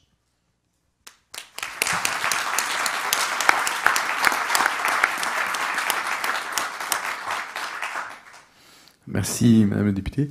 Alors, des éléments de réponse sur le lien ou la complémentarité avec l'éducation nationale. On l'a évoqué tout à l'heure, c'est si jamais il pouvait y avoir des passerelles pour les professeurs qu'ils souhaiteraient pour venir enseigner dans les écoles Espérance Banlieue, tout en ne se coupant pas de leur maison mère, ça peut être une manière de répondre à cet enjeu. L'autre manière de répondre aussi à cet enjeu, c'est que localement, il y a des passerelles qui soient établies. On l'a vu sur toutes les écoles qu'on accompagne, c'est qu'il y a des enfants qui ont besoin de ces petits effectifs pour retrouver cette confiance qui est fondamentale pour pouvoir avoir la possibilité d'acquérir, de recevoir cette transmission. Et puis il y a un moment de leur âge où elles peuvent avoir besoin de plus grands espaces. Elles sont trop confinées dans les petits éléments. Et donc ça peut être intéressant, avant la fin du cursus scolaire au sein d'Espérance Banlieue, de les renvoyer. alors pas de les renvoyer, mais de leur permettre de rejoindre un établissement plus grand. Donc c'est ce genre de flux dans les deux sens qui doivent pouvoir être mis en place très naturellement au service des enfants. Donc voilà, c'est localement, je pense que la démonstration peut être faite. Et ça a été évoqué à Marseille tout à l'heure qu'il y avait des demandes des établissements autour de l'école du cours Rosanam. Venez, enfin, on n'arrive pas avec cet élève, vous pourrez peut-être y arriver, ou vous allez y arriver. Voilà, là, on a aidé à la fois l'établissement public ou privé qui n'arrivait pas à apporter la bonne réponse à l'élève, voire qu'il y avait une espèce de mal-être qui se développait à la fois pour l'enfant et puis peut-être pour ses camarades, pour ses parents et pour les camarades de ses parents. Voilà. Et finalement, l'enfant qui retrouve et qui s'épanouit dans la petite structure, là, tout le monde est gagnant quand on a ce genre de relations. Donc il faut avoir des relations apaisées, parce que c'est un terme qui est souvent utilisé. Voilà, mais je pense que des écoles Espérance Banlieue n'ont pas des velléités à venir mettre par terre le système, mais au contraire à venir l'oxygéner de ce qu'ils sont, sans prétention. Voilà. Alors après, sur le problème des méthodes pédagogiques, ça peut donner des idées, ça peut redonner le goût finalement de ce pragmatisme qui évite ces oukases qui viennent d'en haut et qui privent les professeurs de la possibilité d'entreprendre comme ils aimeraient pouvoir le faire au service des enfants. Donc je pense que beaucoup de réalisme peut être tiré de ce que nous sommes en train de vivre comme de belles aventures au service des enfants. Et c'est de cela qu'il peut y avoir énormément de profit. Et si je puis me permettre de rajouter juste un point sur l'expérience anglaise, il y a également des effets de contagion positive ou dissémination de bonnes pratiques. Ça n'a pas été dit tout à l'heure, mais dans l'exemple des free schools, donc on parlait de ces écoles qui font un turnaround, pour prendre cet horrible mot anglo-saxon, donc qui est arrivé à sortir d'une situation très médiocre pour arriver à une situation satisfaisante. Il y a une étude qui a montré que les écoles publiques autour de ces free schools avaient un niveau qui augmentait durant les années de mise en place de la free school. Donc il y a aussi ces effets de contagion à prendre en compte. On peut en effet ajouter aussi que la question essentielle est celle à la fois de la formation des professeurs et celle de l'évaluation des méthodes, que évidemment dans nos plus beaux rêves on pourrait imaginer une refondation de l'Institut national de la recherche pédagogique qui permettrait justement d'évaluer objectivement les méthodes, c'est-à-dire d'étudier réellement quelles sont celles qui ont été employées dans chaque école, de suivre sur des cohortes pour voir exactement ce qui marche, ce qui ne marche pas, quelle est la part de ce qu'on appelle l'effet maître et quelle est la part de la méthode. Voilà, tout ce genre de choses. Mais ce qu'il faut savoir, c'est qu'il y a aujourd'hui énormément de professeurs qui cherchent du matériel pédagogique, qui sont demandeurs. Beaucoup de professeurs qui sont en fait parfois des jeunes professeurs qui sont un peu perdus. Alors diffuser les méthodes, diffuser des outils pédagogiques à partir d'expériences concrètes, à partir de ce que des professeurs qui ont testé les choses peuvent donner, peuvent apporter, c'est déjà modifier, bouleverser l'avenir du système. Donc ça peut être fait. Quand il y a quelque chose qui marche, il faut absolument le diffuser parce que tout simplement, aujourd'hui, les outils de partage Internet permettent cela. Et je pense qu'il y a beaucoup de jeunes professeurs qui, à partir de ces outils tout faits, peuvent ensuite réfléchir sur leurs propres pratiques et améliorer leur travail. Madame, je vais vous passer la parole. Le temps qu'on vous tende le micro, j'indique que c'est vrai que dans les systèmes gigantesques dont fait partie l'Éducation nationale, l'immobilisme vient d'en haut le plus souvent, et les initiatives viennent d'en bas, et elles prospèrent de manière horizontale. Donc il faut être confiant. Madame. Bonsoir. Camille Bedin, je suis conseillère départementale des Hauts-de-Seine et élue à Nanterre. J'interviens à la fois en fan, parce que je suis ce que vous faites depuis des années, je trouve ça formidable, et je vois le déploiement à Asnières, près de Nanterre, et puis dans toute la France, donc c'est super. J'espère qu'on fait partie de la cinquantaine de projets dont vous avez parlé avec Nanterre. On va essayer de faire de même. Super, c'est bon.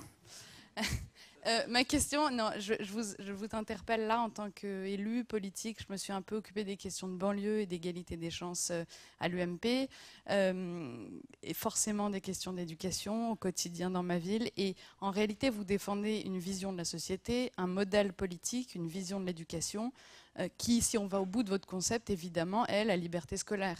Donc, politiquement, je pense que si on va au fond de ce que vous faites, et j'aimerais qu'on puisse y aller, la liberté scolaire, ça veut dire progressivement la suppression de la carte scolaire, ce que je défends. La carte scolaire, c'est une assignation à résidence pour les gens qui vivent aujourd'hui déjà dans des ghettos.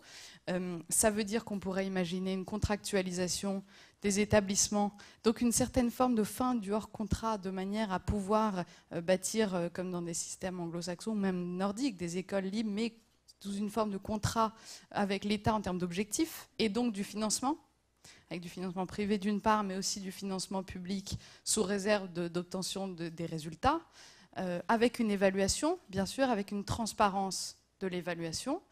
Tout ça sont des idées, des propositions que j'aimerais beaucoup soutenir. Je vois juste deux sujets qui aujourd'hui posent problème, je pense.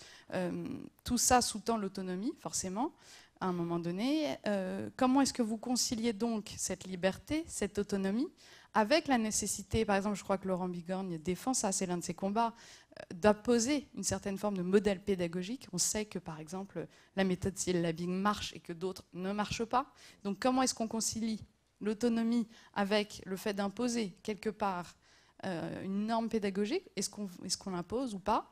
Et deuxième sujet, aujourd'hui se multiplient les écoles hors contrat. Alors, la scolarisation à la maison, hein, malheureusement, moi, dans nos quartiers, je le vois, les mamans déscolarisent leurs enfants, ce qui est extrêmement grave. Et au moment où on parle de la radicalisation une partie de nos enfants, je pense que ça intervient aussi à ce moment-là. Mais il y a aussi l'apparition de nombreuses écoles hors contrat qui sont confessionnelles. Et c'est normal. Catholiques, juives, musulmanes, c'est normal. Puisqu'on défend la liberté scolaire, c'est normal que ces écoles apparaissent. Comment est-ce qu'on encadre, et jusqu'où on encadre ces écoles-là? Parce que du coup, quelque part, ça veut dire qu'on admet revenir sur une partie de la liberté scolaire. Voilà, donc deux questions sur l'autonomie et donc la pédagogie, et l'autonomie et la diversité des modèles scolaires qui peuvent en découler. Alors, je ne sais pas si nous aurons tous la même idée sur cette question, puisque pour ma part, quand j'ai commencé ma première intervention, j'ai expliqué que justement j'étais contre la libéralisation du système. Pourquoi? Parce que je pense exactement aux deux points que vous venez d'expliquer à la fin de votre intervention. C'est-à-dire que libéraliser le système, c'est ouvrir la voie à l'éclatement de la nation.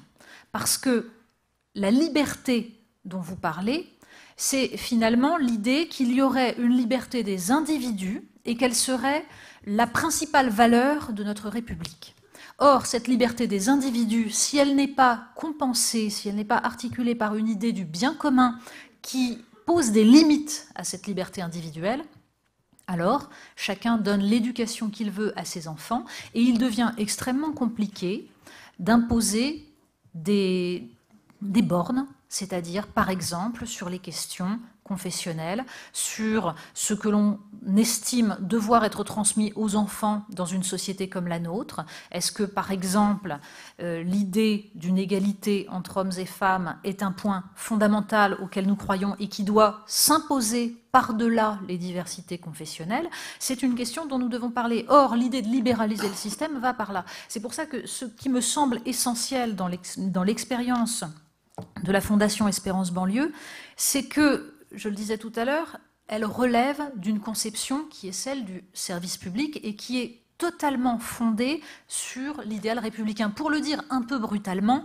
ce qui, moi, m'intéresse dans l'expérience d'Espérance Banlieue, c'est qu'elle fait le travail que devrait faire l'éducation nationale, aussi bien concernant les méthodes d'apprentissage que la discipline, la formation d'un citoyen, l'idéal de laïcité, même si ce n'est pas le mot que vous employez, et je le comprends parfaitement, mais tout de même cette façon disons, de se considérer comme aconfessionnel, mais de mettre la nation au-dessus de tout cela, parce que à travers cette nation, il y a des valeurs communes que nous partageons, et l'idée que nous sommes rassemblés par une communauté nationale qui dépasse les appartenances individuelles, tout ça me semble essentiel, et c'est cela qu'il faut maintenir à tout prix. Vu l'état de la France aujourd'hui, je crois que notre objectif, ça doit être de maintenir ça. Alors après, on peut s'entendre sur la façon dont on le maintient.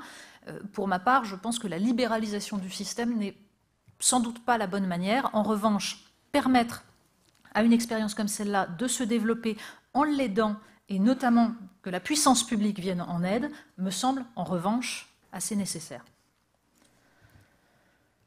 Merci. Je pense aussi que vous voulez garantir par une forme de norme l'utilisation de méthodes.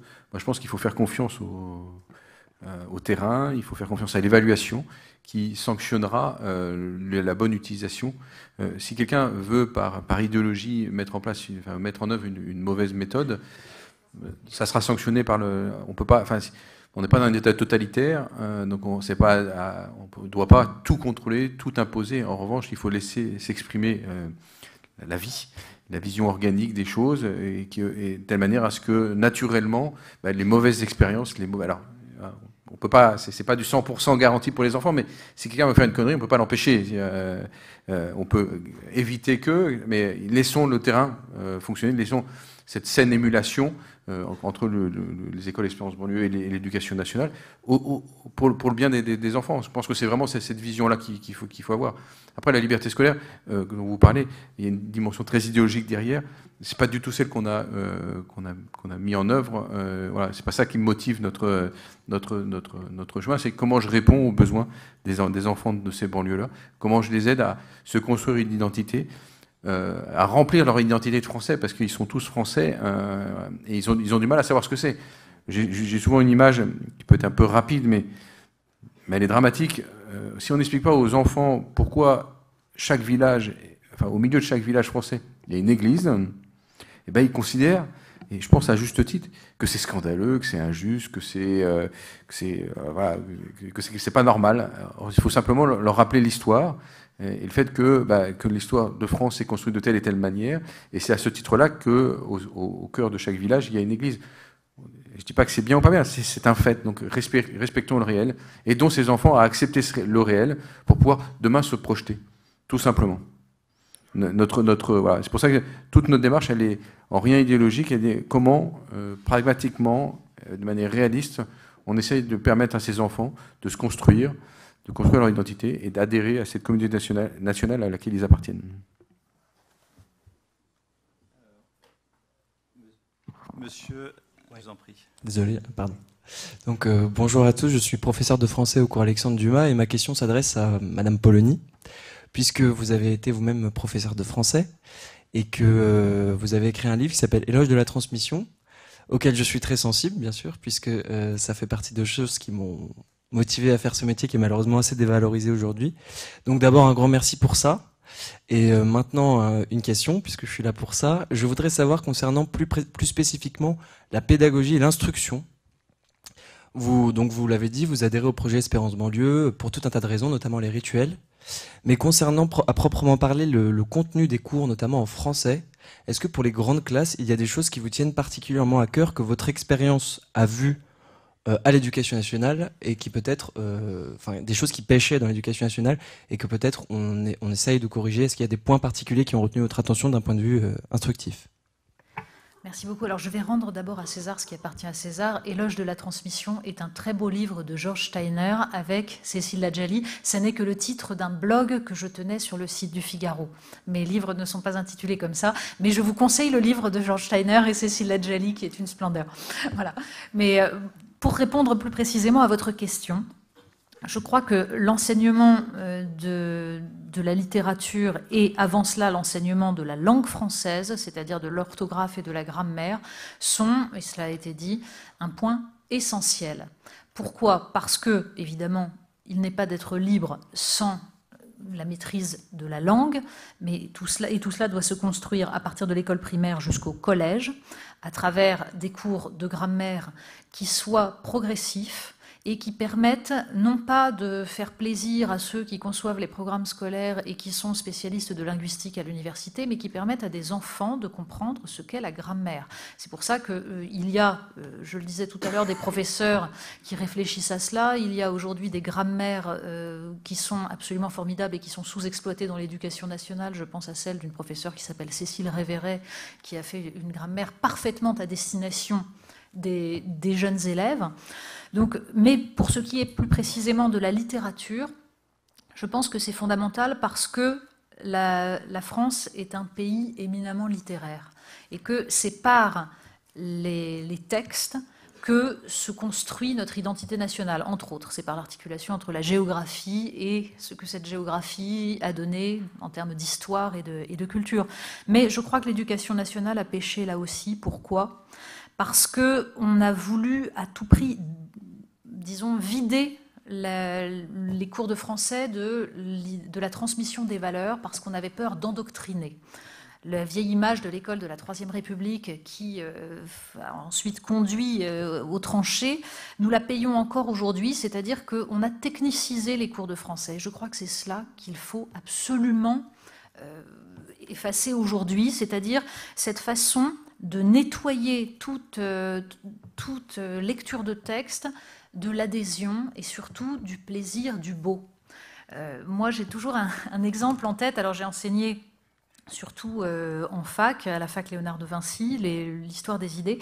Et j'avais face à moi des élèves qui, alors là, étaient en école de management et qui se demandaient pourquoi on leur infligeait des trucs inutiles alors qu'ils pensaient qu'ils allaient faire enfin des choses qui servent vraiment dans la vie, le marketing, le management, des trucs comme ça. Et tout à coup, on leur resservait des textes littéraires.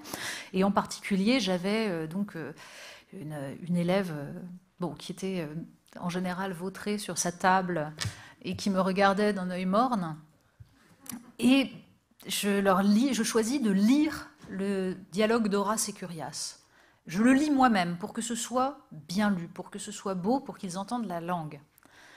Et donc tout ce texte qui progresse vers l'acmé, vers le moment où on a la différence cruciale entre Horace et Curiace. Horace qui dit « Albe vous a nommé, je ne vous connais plus », et Curiace qui répond « Je vous connais encore, et c'est ce qui me tue ». Et là, ma blonde lève un œil et me fait « En fait, c'est vachement beau ». Eh bien, voilà, je crois que le métier de professeur est dans ce « en fait ». Si on arrive à obtenir le « en fait », c'est-à-dire tout à coup l'idée que la littérature, c'est beau, que ça nous transporte. Et à partir de là, on va pouvoir expliquer pourquoi c'est beau. Et on va pouvoir aussi expliquer ce qu'il y a derrière, le sens de l'héroïsme chez Corneille, qui n'est plus le même, qui s'abîme à travers ensuite les évolutions, à travers l'absolutisme de Louis XIV, et qui nous permet de comprendre le passage de Corneille à Racine. Mais tout ça, ça vient après. Tout simplement d'abord, le beau, c'est-à-dire lire des textes, les lire en classe, et ensuite leur montrer ce qu'il y a de merveilleux à s'identifier à un héros. Voilà, je pense que c'est ça l'essentiel.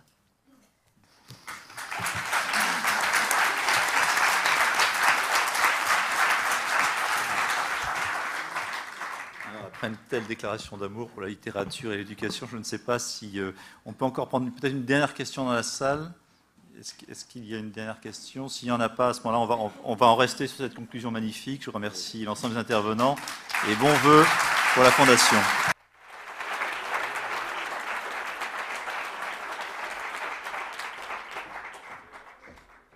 Je précise qu'il y a une petite collation qui est prévue. Merci à tous. Avant que tout le monde parte, je tenais à remercier tous les intervenants de l'après-midi, tout particulièrement Monsieur le ministre, David Lowe, qui nous a fait l'honneur de sa présence, mais évidemment les 4 animateurs, dont il y en a encore 2 à la tribune, et puis tous ceux qui ont contribué aux tables rondes. Alors je ne les citerai pas parce que ça serait un peu long.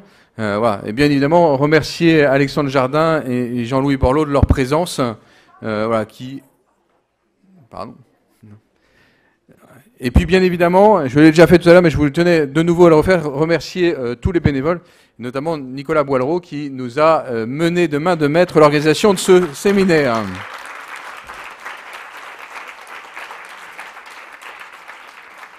L'ensemble des directeurs et professeurs, dont certains sont venus de Marseille, seront bien évidemment là pour la collation, donc n'hésitez pas à les interroger, parce qu'ils ont une partie des briques ou des outils nécessaires pour relever notre pays, comme on l'a dit tout à l'heure. Merci infiniment, et puis à très bientôt pour la suite de l'aventure Espérance Banlieue.